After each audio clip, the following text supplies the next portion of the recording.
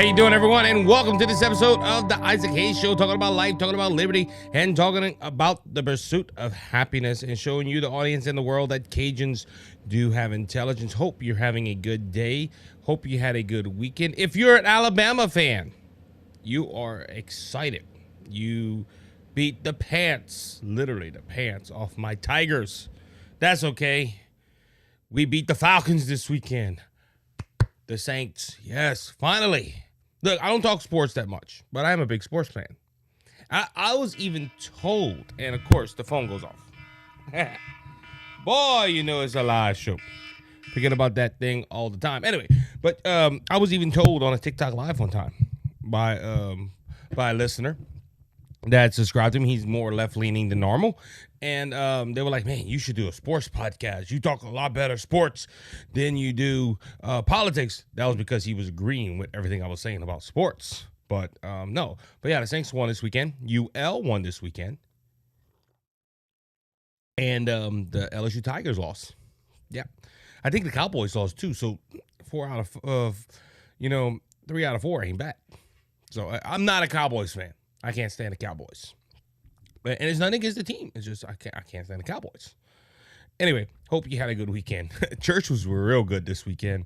I guess this is my, how you say it, my weekend update. Church was real good. For lunch, it was a late lunch, but we ate grilled cheese sandwiches. Simple, just clean. But a good service. Pastor brought a good word, and my wife and I help with children's ministry. So a lot going on this weekend. A lot of stories coming about, but I hope you're doing good. If you're in the chat, tell me if you are doing well. I will respond while messaging if I have the time. And so if you're in the chat, also tell me where you're from. If you were pulling for LSU or Alabama, if you were pulling for another state. I know they had an incident in Memphis with one of the players collapse on the field. All that good stuff. All right, so this morning I want to get into a couple of stories that caught my attention this weekend. And one is that there's stories going around about Kamala Harris and her campaign and her bad financial decisions. We already know that Kamala Harris cannot run a good campaign. Look, look, now that the election is done, and I hope we have some people that are listening that have common sense. And after the election, now even some Democrats are saying, yeah, Kamala Harris didn't run the sharpest of campaigns. Now, get me wrong. There's a lot of people that are giving her a little leeway because, well, her campaign only had 3 months. You got to realize, Isaac, to run a presidential campaign, you have to have a long, long period of time. And look, I'm starting to see that. I was one that used to advocate for, like what happened with Kamala Harris, about 3 months campaign. Every other nation I heard, their presidential campaigns are probably only about 3 to 4 months.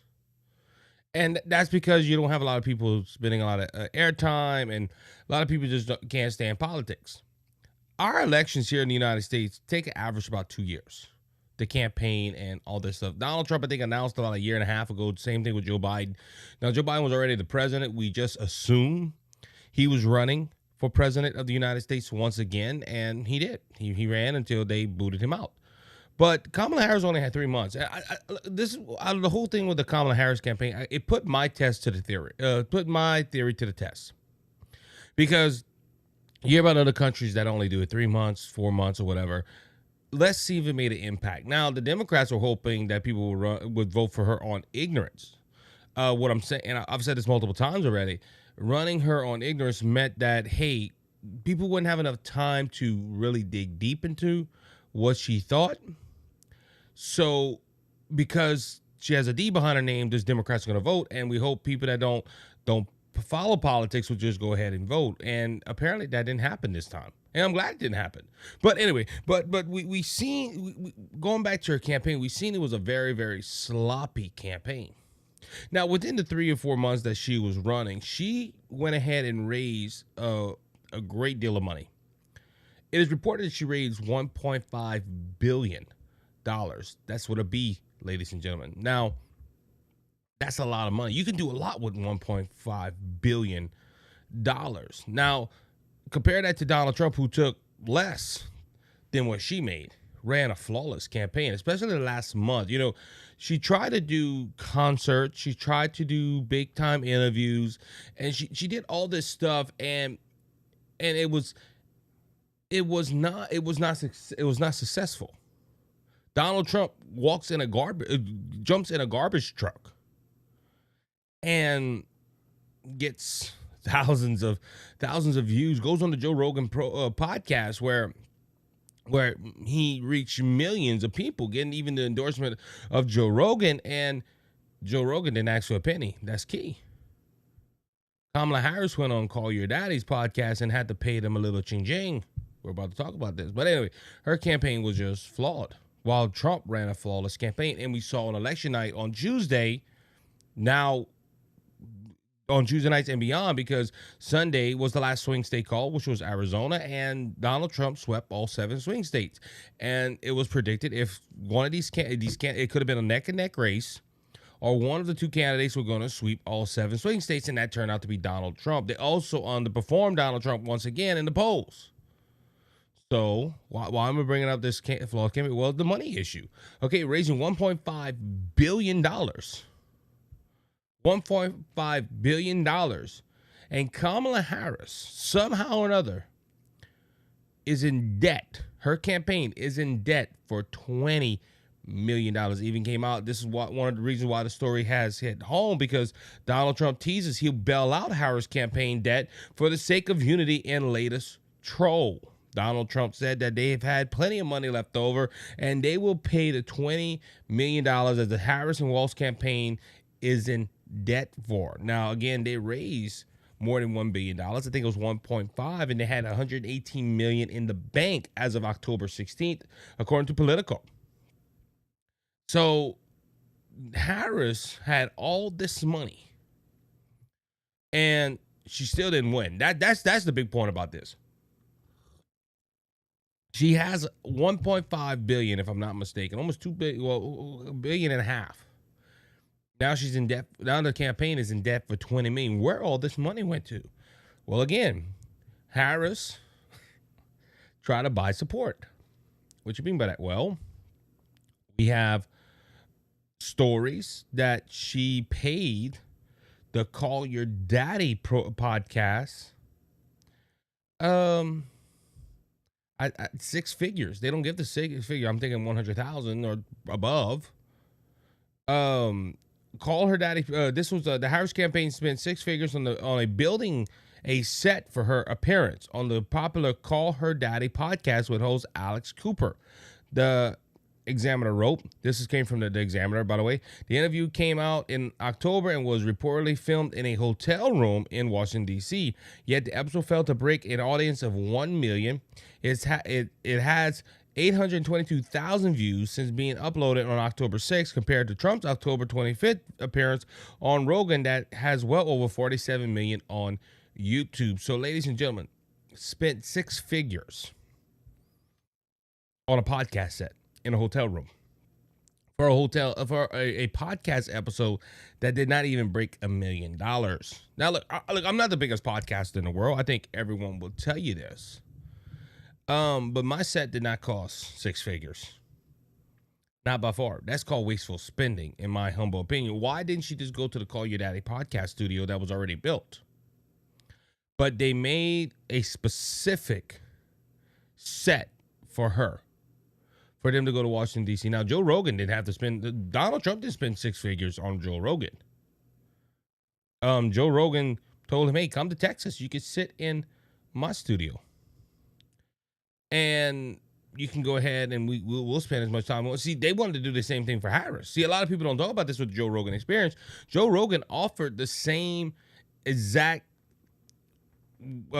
setup for Kamala Harris, and she didn't go. But since spent 6 figures on that podcast, hold on, it gets better. Because, like I said, when I heard that she was in debt for $20 million, I'm like, huh? How do you get $1.5 billion, or let's go to the news articles, over $1 billion in donations, and you still in debt for $20 million? Look, there was a lot of money. I could be wrong. Don't quote me on this. I think I heard Fox News say in this whole election cycle, $15 billion are spent. $15 billion. That's a lot of money. Now, this isn't just the presidential campaign. This is congressional races. This is Senate races, local races. $15 billion. Look, being in politics is very, very expensive. Very expensive. You have to spend money on a campaign. I remember a while back, I was asked to run for a local seat. And the first thing they told me, I was like, well, what's involved? Well, you have to spend so much money to get into the race. I don't have it. Oh, well, you have to find somebody to give it to you. I'm not planning on running anyway. You called me at the last minute on the deadline because nobody wanted to run. And look, it wasn't, they were hoping somebody would have ran. That's why they asked me though, hey, and look, it cost over me. And look, it wasn't a lot. Don't get me wrong. And I probably would have won on the polls. I would have won on the polls. But, it takes a lot. Look, that was a small seat. Ladies and gentlemen, these presidential relations take a lot of money, especially a nationwide campaign like the president of the United States. But you still had $1 billion. There's no way in God's green earth that you go ahead and spend $1 billion on a campaign and end up in debt. Now, don't get me wrong. Harris probably can pay that debt off tomorrow if she wanted to. All she had to do was call one of her big-time donors. Now, I would doubt they give her any money because it's what do I get in return? Harris ain't going to be in office no more. Unless like one of our stories later on, and I'll just address it right now while thinking about it, unless she becomes president of the United States before the election. No, I don't have that article in there, so this is a freebie.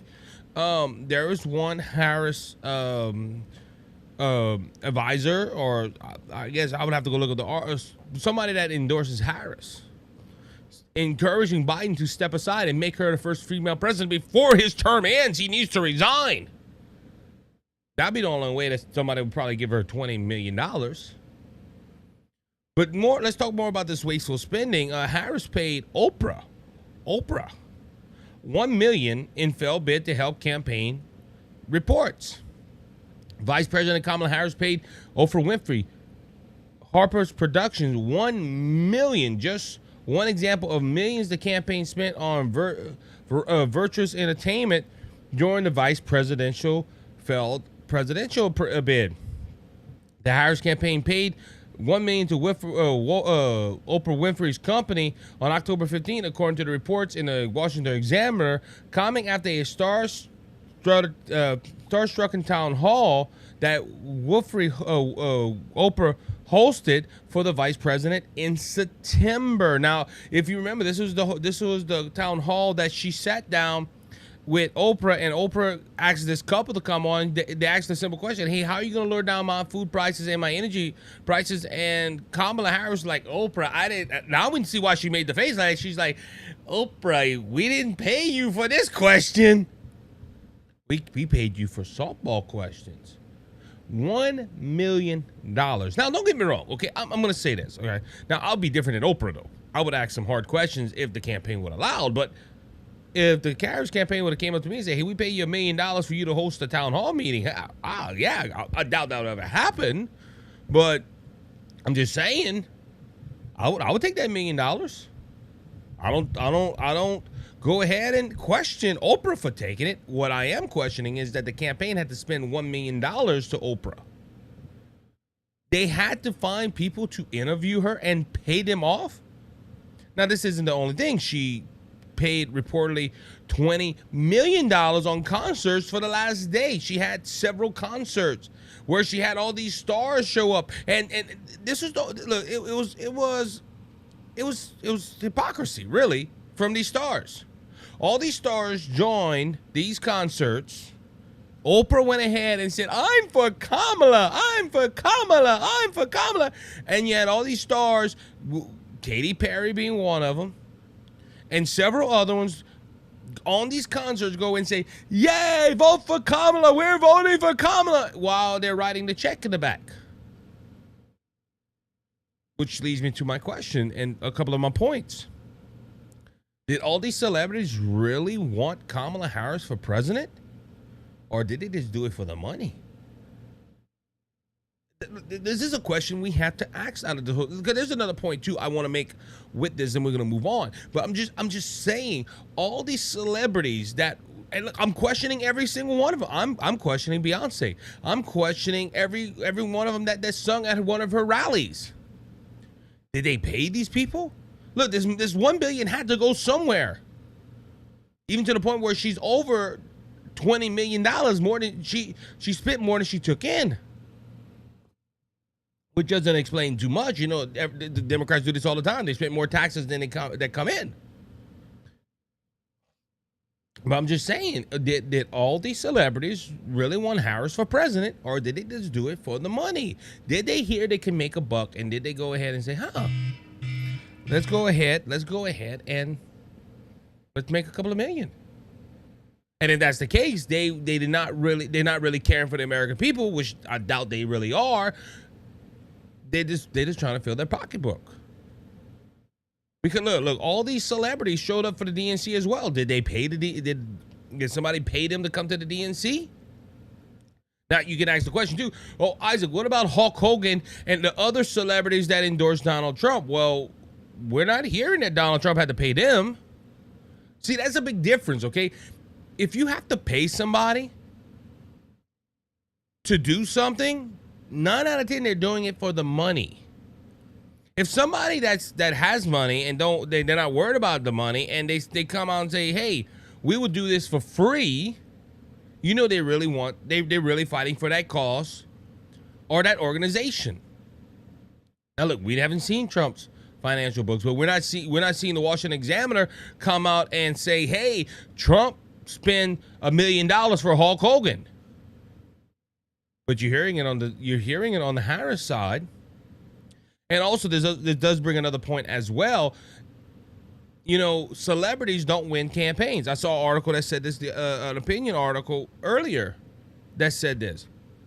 If celebrities won campaigns, guess what? Kamala Harris would have won all 7 states, swing states, and won every other state on top of that. She would have won the electoral college hands down. But she did not. Celebrities don't go ahead and win you campaigns. What it is, or wins your elections. What wins your election is being genuine. And I have a whole TikTok that got a lot of views on. I have a video on TikTok that got a lot of views of me saying that Harris is fake. That's why she did 7 accents in this election. She did everything to try to relate to people, and she could not. And she was trying to get the people through the celebrities. But I'm gonna be honest with you. Look, you can listen to Beyonce all day long, but you having Beyonce show up to your concert, show up to your rally and talk or sing, or any of these stars show up and sing, that still won't stop the high gas prices or the high cost of living. You have to explain yourself how you're going to bring that down, and she couldn't do that. Going back to Oprah's town hall, when she was asked the question, hey, how are you going to lower down our bills? Harris looked stunned. She was like, oh, like I said, now we know now she paid to have softball questions, and they didn't vet this question apparently. But paying stars to go on their shows, and these stars endorsing Harris, was it for, you know, to save the country? And look, I'm gonna give this point. Like I said, look, I don't know. Oprah is a liberal, so she probably vote for Harris. But I'm just saying, she paid Oprah $1 million. You notice she didn't have to pay The View. The View gladly had her on, because I honestly think every one of them ladies on The View honestly believe what they're saying over their microphones or to the television screen, to the audience. You know, like I said, they didn't have to pay them. So you know, that just proves my point right there, that you know who's genuine and who's not. Someone that says, well, how much you're going to pay me to have you on my show, they're just doing it for the money. They're not really doing it for the country. Also, another point I would like to bring out, and I've been hinting at it throughout this whole segment. She raised all that money. She was given all that money, over $1 billion. And she's in debt for $20 million. Do you really want her to run the country? Okay, I'm going to say that look, as a business standpoint. And look, I've helped my dad run the family business. And I know a lot of business owners. If a business takes in so much money and spends so much money, is in debt for over, that's not really a good sign. Now, look, I'm not, like I said, I'm not a business person. Okay, I'm not the sharpest knife in the drawer when it comes to business. But I'm just saying, if a company spends more than you normally make, that's not a good sign. And if you have a CEO or you have somebody that's an accountant or anybody, 9 out of 10, you're not going to have your job long. Especially if you have a trend of doing this. And Kamala Harris has a trend of doing this. This is not in their campaign, but also in government. Again, Democrats like spending more than what they make. In the reality, you should not do. And look, that's in every day of life. Look, I'm not gonna lie to you. I'm dealing with debt right now. Not extreme debt to where I'm overwhelmed and it's pressuring me. But I'm working off to pay my debt right now. Look, when I was young, I made some bad financial decisions. I'm gonna acknowledge that. But I learned from them bad financial decisions. Kamala Harris apparently did not learn from because she's the same person she ran her campaign. Apparently, hey, let's just put it on the credit card and not worry about, we took in this much, but we overspent this much. Now we're in the negative. She does this for the federal government. And again, do you want someone like this running the country? And look, for the last 4 years, and look, even beyond that, because you can go into the Trump years, Trump went ahead and built the military. Now, Trump's plan was to build our military, then pay it all back through tariffs and through other things that he had planned that he said he was going to do in his second term. Now they're behind because he's going to be in his second term, but it's not consecutive. But at the same time, spending more money than we make is not a good idea. And Harris has been doing this all her whole political life. And for the last 4 years, we've seen this. Let's spend. Let's spend in Ukraine. Let's spend here. Let's spend there. Let's spend here. And now, we don't have enough money. Even to the point where when we had a national disaster, the federal government did not have enough money to sustain itself to help its people. And this was the same policy we would have had. And I think this is one reason why people didn't vote for her as well. Now, they didn't come up with all these issues, but people seen what they were doing. And people knew that they had 4 more years of Harris, because Harris was part of the previous administration. It would have got worse. And I think it would have got worse because they were pushing us more into a socialistic ideology and an agenda. And I'm glad that the American people saw it. But like I said, I'm glad she lost, because it would have been the same old, and our country would have got more and more into debt. And look, I'm hoping Trump gets in there and he don't spin. I hope he acts like a conservative and starts bringing down our national debt and start making America great again by making America rich again and by doing things that's going to help this nation. I'm going to hold him accountable, but this money spending needs to stop. And this is why we need the Senate and the House as well, just to say that. Look, it's getting close. The House, we only need 4 more seats according to Fox News. And the 4 seats are out there.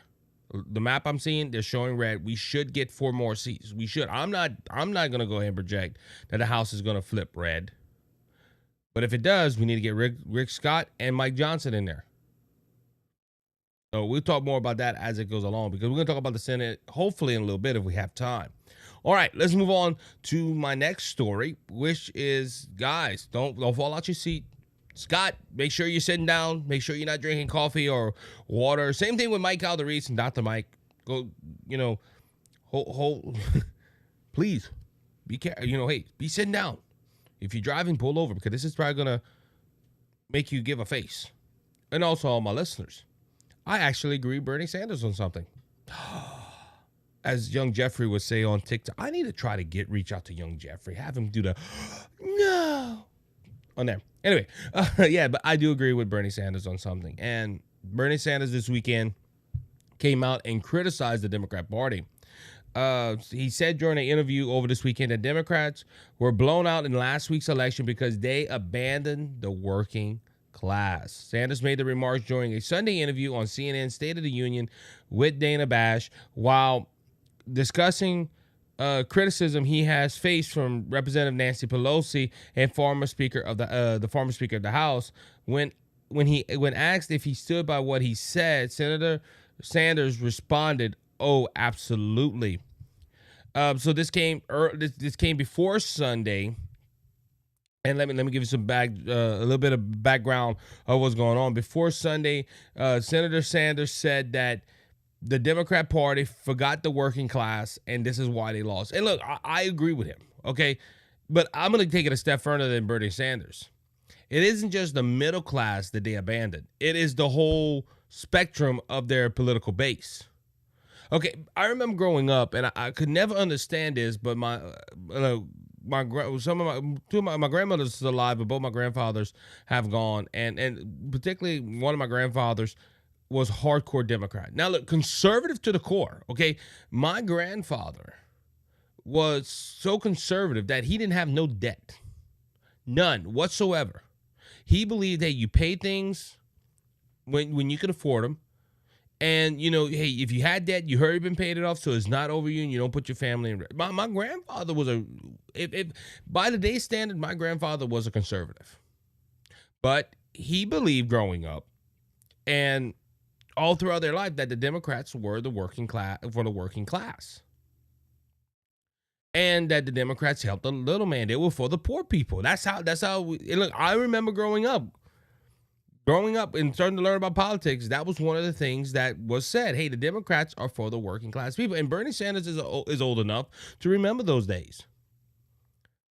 But again, they just didn't forget about the working class. They forgot about their whole base. And ladies and gentlemen, it turned to a race on the Democrat side of name calling. Okay, if you remember early on in the campaign for Harris and Walz, it was joy, it was prosperity, it was all things happy. It was, you ever saw them shows where they put out their arm and the rainbow comes out and la? That's how the Harris campaign started off, because they thought they could energize their base and energize people by giving a positive campaign. And people were like, no, it's not working. So the campaign flip-flopped again. One of many things they flip-flopped on.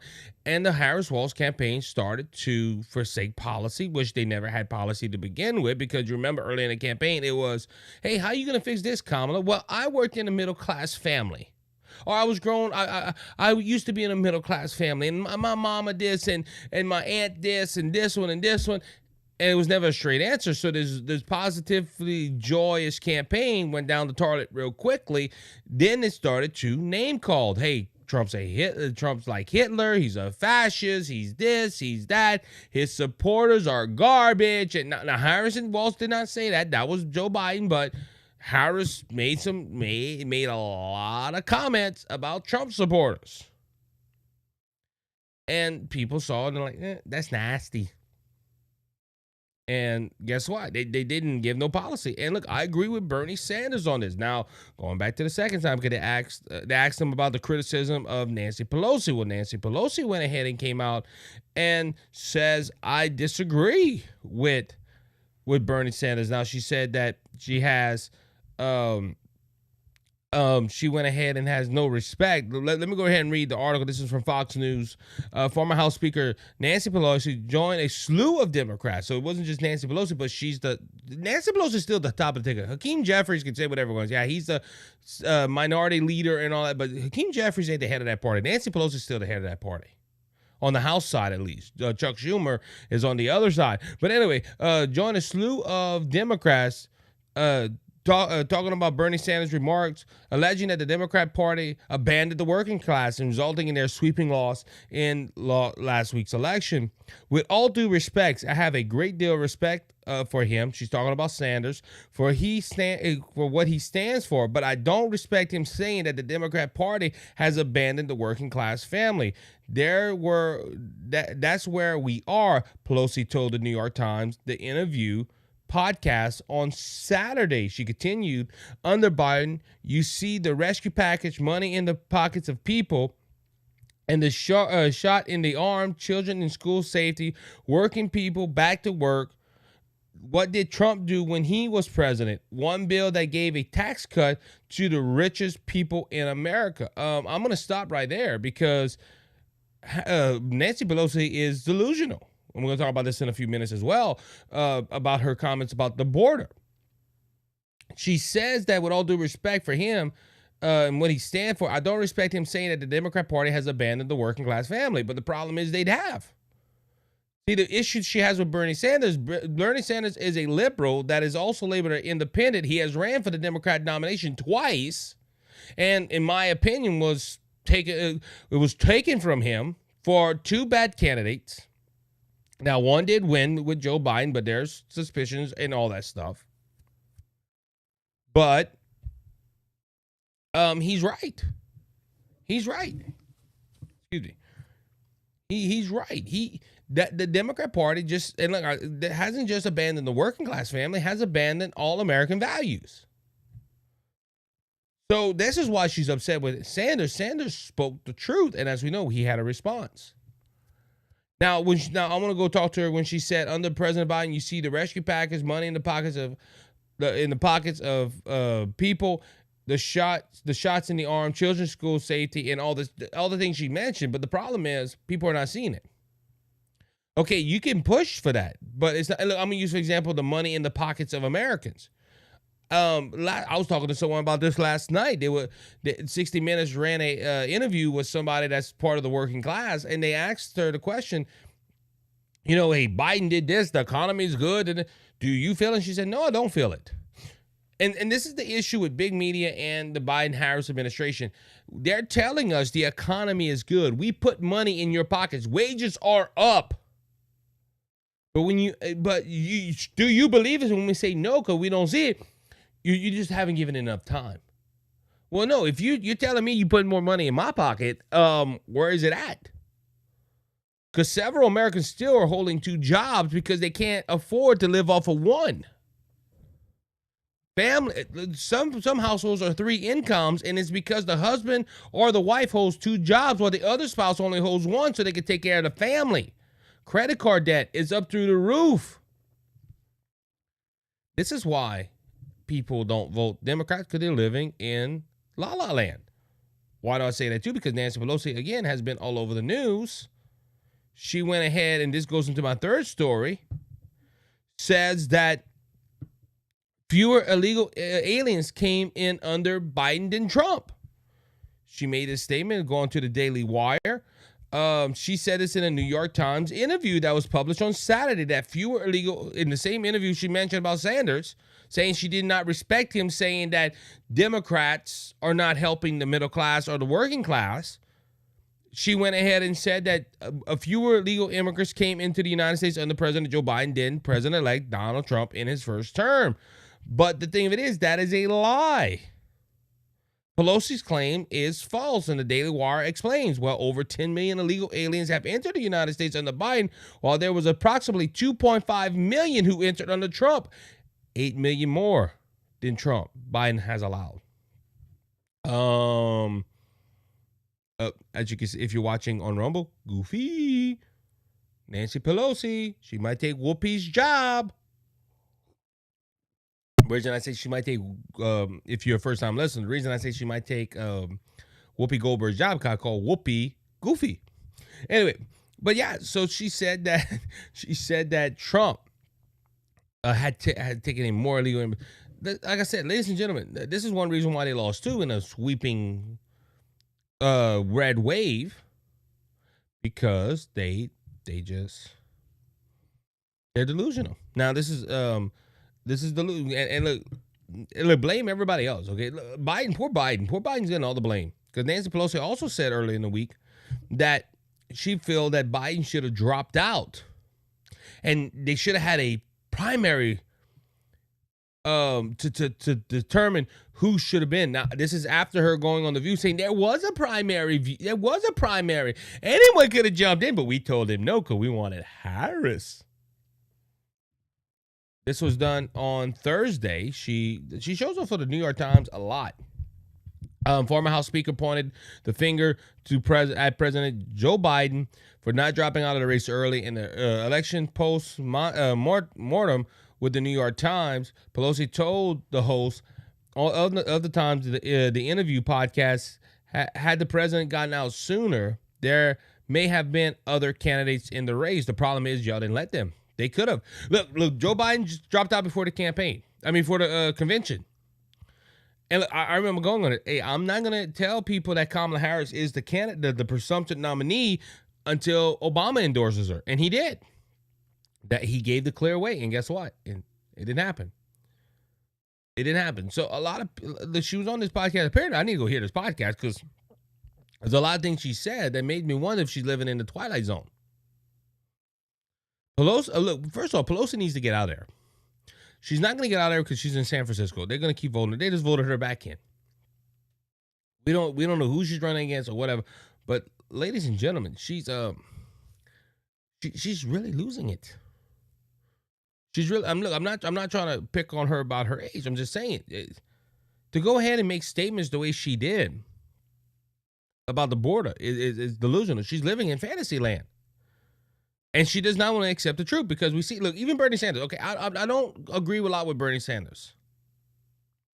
But for Bernie Sanders to say that, even a hardcore left-leaning independent like he is, well, a Democrat, he's really a Democrat. He goes on I don't think he can win on he don't like both parties. That's why he's independent, he said. But he made the statement right. And for her to say, I don't respect him doing that. Well, you don't respect him telling the truth? And this is the thing. They can't handle the truth. And this is why she's in the predicament she's in. She's making more headlines now since she made a boudet face at the Harris event. Because she knows that they're in a heap of trouble. If I was her, I would have stepped aside. But it was for sure they thought Harris was going to win. All right, let's move on to the Senate. Chuck Schumer has made some waves in the Senate because he did not allow Dave McCormick at the Senate orientation. And they're saying this is because Pennsylvania still has some outstanding ballots. Now, according to the Secretary of State in Pennsylvania, there's probably, they say roughly 100,000 ballots left. But every major news network, including the AP, has projected that Dave McCormick will win the Senate seat in the state of Pennsylvania. But Chuck Schumer, until the election is clarified or that all the votes have come in and there's a clear winner, he is not allowing Senate-elect Dave McCormick to participate in the Senate orientation. Now, this, if I'm not mistaken, and I could be wrong. If you're in the chat, please let me know. This is where all the senators come together and they start discussing rules and they start getting ready for the next Senate session. Because hey, the Senate is turning red, which I don't understand why the Republicans don't make a note of that either. Say, hey, we should lead this stuff because we have a projected winner. But Chuck Schumer is living in the past. He wants the other votes count. Because, look, the only way that Casey wins that race is if all 100 ballots come back for him. And look, not even that either. It could be 60-40. Because he was, last time we looked, and I looked at the numbers today, about 30,000 to 40,000 votes separated both of them. And it's 98% ballot returns in Pennsylvania. They're still counting votes, but it's not a lot. This is why the AP and several other major news networks projected that he won this race.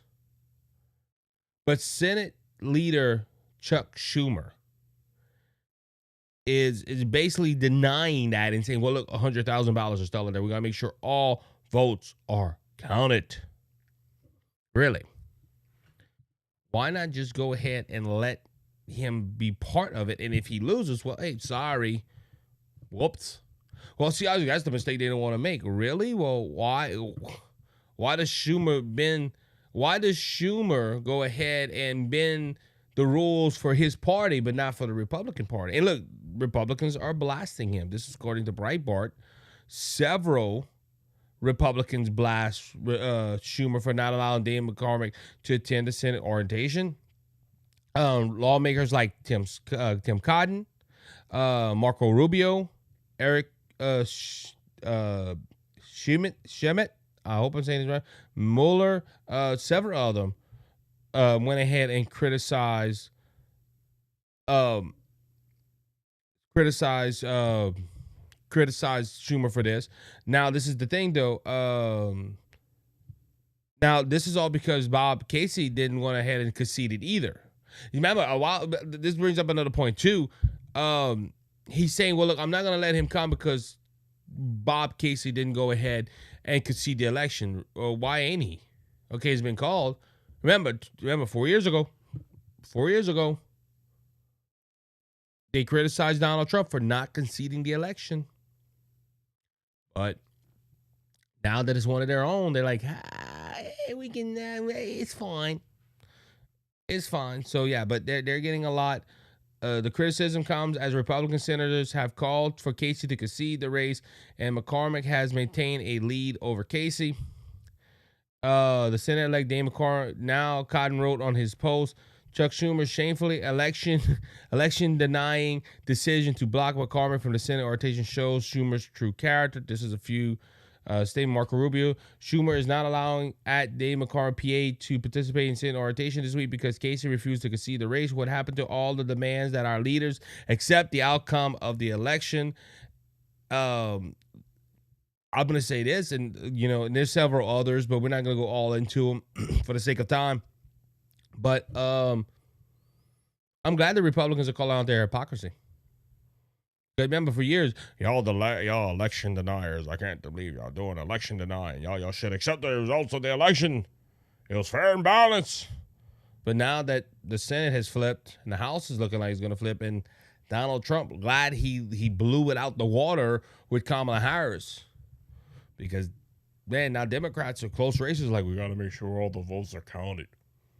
We have to make sure that we didn't lose this election.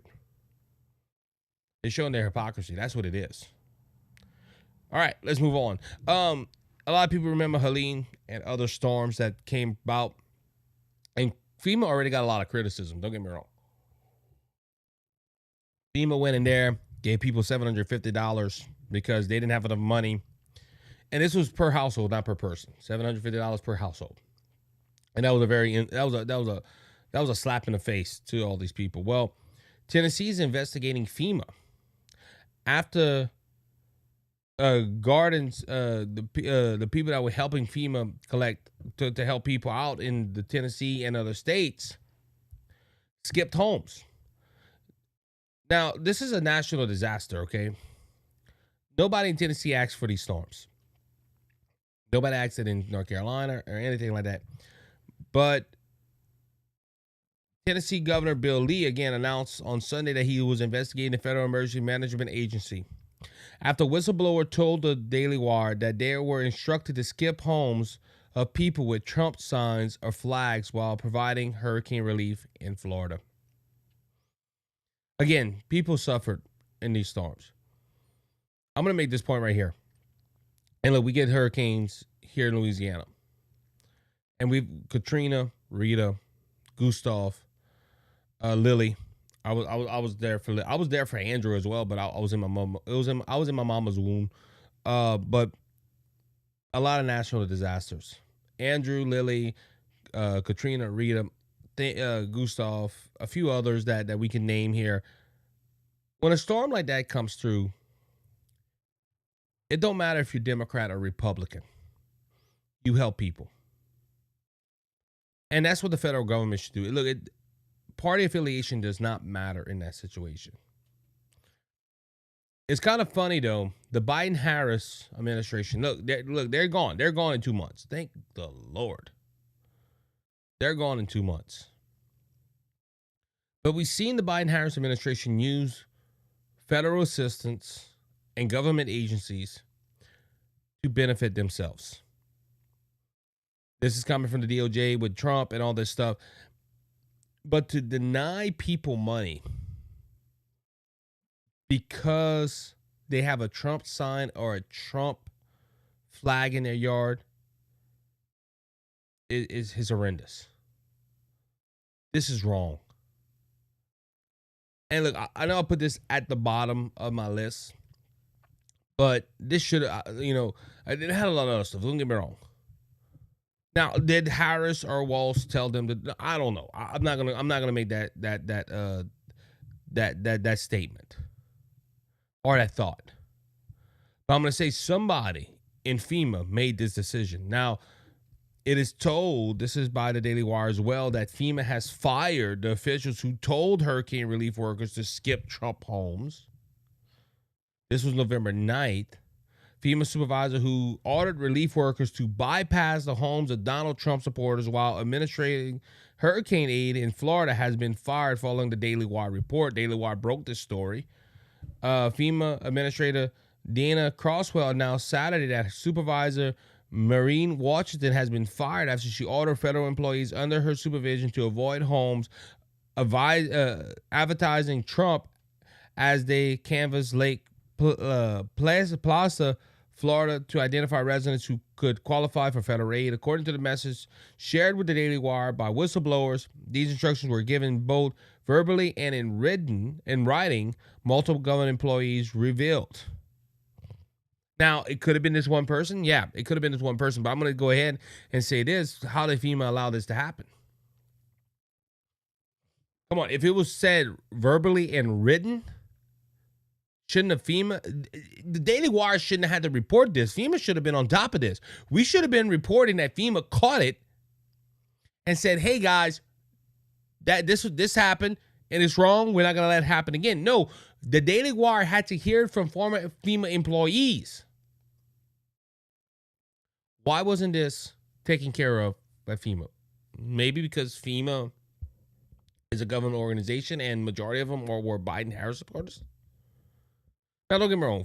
Trump won Florida hands down. I understand all that. But this woman, this person that made this order, where did she get it from? Is she a Harris Walsh supporter and she just thought it out of the blue? Hey, skip them homes, or were there somebody else involved? Was she the person that was the fall guy?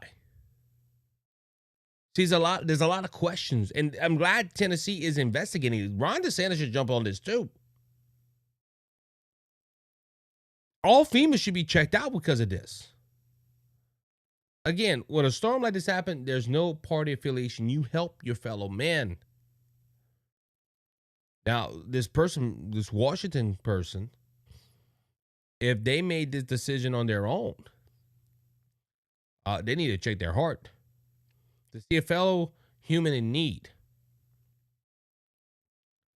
and decide not to help them because they find a Trump flag, diabolical in my opinion. This is wrong on so many levels. You know what makes America great? One of the reasons America is great, because America in disaster or in time of war or something of that nature comes together. Yes, we can have different party beliefs. We can have different religions. We can do, but we come together. And for a federal agency to go ahead, and like I said, was it all FEMA? I don't know. We know for sure one FEMA supervisor. Again, is this FEMA supervisor the fall person? Who else who on the other chain of that command? I'm glad. Look, FEMA's like, hey, we're done with it. We fired him. No, Tennessee governor's like, yeah, no, we're gonna look into that. And I'm glad they're looking into it. I wonder what else we're gonna learn by this, and we're gonna keep an eye on this story as well. All right, last story of the day. Then we get to go ahead and continue our Monday. Remember, 2 Mics Live later tonight at 6 p.m. Central Standard Time. We had some reports that the federal government is. On Friday, the U.S. Department of Justice went ahead and unsealed new charges detailing a Taiwan murder for hire plot that the Iranian Islamic Revolutionary Group Guard Corps ordered against Donald Trump in the weeks leading up to the election, adding new pressure for the Biden administration to act. According to the newly unsealed criminal complaint filed in the Southern District of New York, the IRGC ordered the Iranian assassin in September to focus on surveying and putting together a plan to assassinate Trump before the November 5th election. Trump was briefed by U.S. intelligence officials in September about threats from Iran to assassinate him. Campaign officials confirmed. Both President Joe Biden and Secretary of State Antony Blinken told Fox in October that they were considering any Iranian threat against Trump to be a top-tier national security issue, and said any attempt by the IRGC to actually harm Trump would be met with criteria military action equal to an act of war. Neither the White House nor the State Department immediately released a response for Fox News request to comment on the nature of the threat from the IRGC or how they plan to respond. And these new SEALs, again, they're, ladies and gentlemen, Iran is the number one state sponsor of terror, of the terrorists. That's proven. Look, they helped with Hezbollah. They helped with Hamas. They helped all this stuff in Israel. Now they come out and say, hey, we wanted to take out a presidential candidate who was also a former president, the second since Clover, whatever his name was, in the 1800s. Excuse me. So you're telling me that the Biden administration, hey, if they did something, we would act. No, son of a gun. You need to go ahead and act now. And look, this is what made, look, I'm going to say this, okay? Biden is weak. And he's still showing it with this. Look, since Donald Trump has been president-elect, and I've been seeing stories, Hamas has called for a ceasefire. This is the first one Hamas has called for. Well, they've called for them, but they haven't. They're like, no, we really want one now. Please. Russia is thinking about pulling out of Ukraine. I heard that. I haven't confirmed it with news stories, but I'm just saying. China is congratulating Donald Trump and trying to tell Donald Trump, hey, don't do anything crazy, please. See, China can go ahead and say, we're going to make it hard for you. America like, yeah, I'll try. Ladies and gentlemen, Donald Trump ain't even president yet. And like a lot of people saying, he's on pace to make the world more peaceful than Biden ever would. But the reason that these countries did stuff under Biden Harris is because Biden was weak. Now look, these charges are brought forth, but will Biden do anything with them? Probably not. Because Biden is the one that signed the Iranian deal back over to them. Gave them billions of dollars again. I'm going to tell you this. This is why Iran they wanted to try to take out Trump and didn't want Trump in office. This has come from the Daily Wire. Trump to pursue an aggressive strategy to cripple Iran. I would too. When you hear in September that they were trying to take out your life, and the current administration did not do nothing about it. Yeah, it's a dark day when January 20th comes around and Donald Trump puts his hand on the Bible and takes his oath of office. President-elect Donald Trump has reportedly planned to ramp up the U.S. pressure campaign on Iran by enacting crippling sanctions on the regime immediately after taking office. The Wall Street Journal reported that the plan include this drastically increasing sanctions on the country and killing its oil industry as part of an aggressive strategy to undercut Tehran's support of violent Mideast proxies and its nuclear program. Trump is expected to move rapidly to cut off Iran's oil reservoir, including by going after foreign ports and traders who handle Iranian oil. The report says that Trump's new maximum pressure campaign against Iran will also focus in the fact that the regime has reportedly tried to assassinate him and some of his top officials from his administration. Don't mess with America. Don't mess with a strong leader. Okay, again, this is the point that I want to bring out right here. Biden was weak. Even trying to take out one of his political opponents, you don't do that to an American. And Biden said, well, that's considered an act of war. Well, if it's an act of war, tell Congress, hey, let's go ahead and take them out. No, instead of doing that, we're going to do something and then do nothing. This is the difference with Donald Trump and Joe Biden. And I'm glad Donald Trump will be in power January 20th of 2025. Because He has a backbone. And Iran is scared out of their boots. There was a reason why they wanted to take out Donald Trump. And they didn't try to go ahead and take out any other president. Because Donald Trump crippled their economy, almost ran into the ground. But thanks to the Biden-Harris administration, they raised back up because they signed back the Iranian deal. Ladies and gentlemen, that Iranian deal was bad when Obama signed it, and it was bad when Biden put it back into place. Donald Trump stopped Iran more in his 4 years than Biden and Obama combined. And look, I'm glad Donald Trump put this out, that he's going to go aggressively against Iran. Because I tell you, if you go ahead and take out Iran's supply, you take out Iran's financial backing, you're not going to have Hamas, you're not going to have Hezbollah, you're not going to have other terrorist organizations rise up from the ashes. And guess what? It helps us out, and it helps Israel out. And ladies and gentlemen, we're going to be blessed because the Bible clearly stated when God promised to Abraham, I will bless those that bless you, and I will curse those that curse you. And unfortunately, America, yes, we're still friends to Israel. We have supported Israel, but we're not. We're that friend that says, "Hey, I'm your friend," until you need something, then you run off into the distance.